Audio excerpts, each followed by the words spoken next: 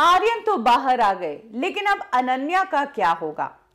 अनन्या, जिससे पूछताछ अधूरी रह गई थी, जिसको मंडे को समन भेजा था, तब अनन्या ने कहा था कि वो हाजिर नहीं हो सकती, उसे कुछ काम निपटाना है और कुछ ही दिनों बाद वो आएगी।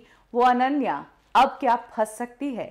आर्यन की तो मुश्किलें कम हो गई है, लेकिन अनन्या की मुश्किलें तो अभी तक उतनी ही बनी हुई है। इनफैक्ट अनन्या की जो चैट्स सामने आई थी आर्यन के साथ, उसमें अनन्या ने जो बातें कही, उसे एनसीबी ये दावा कर रही है कि अनन्या इस केस में विटनेस नहीं बल्कि आर्यन की ड्रग सप्लायर है। 2 दिन तक अनन्या से पूछताछ हुई।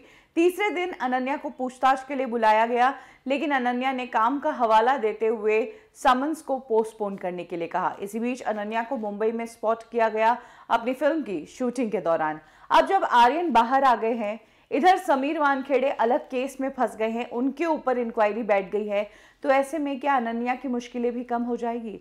क्या अनन्या से जो पूछताछ होनी थी वो अब बाद में कभी होगी और डिलेड हो गई है? क्या आर्यन के बाहर आने से एनसीबी के हाथ में ये केस जो था, जिसे एनसीबी स्ट्रॉन्ग बना रही थी अनन्या से पूछताछ करके, वो केस बहुत ही हल्का हो गया है?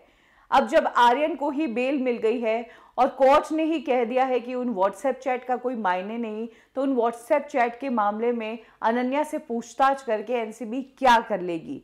तो क्या अनन्या भी फ्री हो सकती है? और जो कहा जा रहा था कि आर्यन का एक ड्रग चैट वाला ग्रुप था जिसमें और भी स्टार किड्स थे, आने वाले दिनों में समीर वानखेड़े 3-4 और स्टार किड्स से पूछताछ करने वाले थे, तो क्या अब उन स्टार किड्स के लिए भी जो मुश्किलें हैं वो कम हो गई है? आपको बता दें कि आर्यन के बेल होने का जश्न बॉलीवुड में मन रहा है। इसी दौरान शनाया कपूर, जो संजय कपूर की बेटी है, उन्होंने आर्यन के साथ अपनी एक बचपन की पिक डाली और उसको हार्ट के साथ शेयर किया। जाहिर सी बात है, ड्रग्स को लेकर शनाया का भी नाम बार बार सामने आ रहा था कि हो सकता है उसे भी पूछताछ के लिए बुलाया जाए, लेकिन आर्यन का बाहर आना शायद इन लोगों की मुश्किलें कम कर सकता है।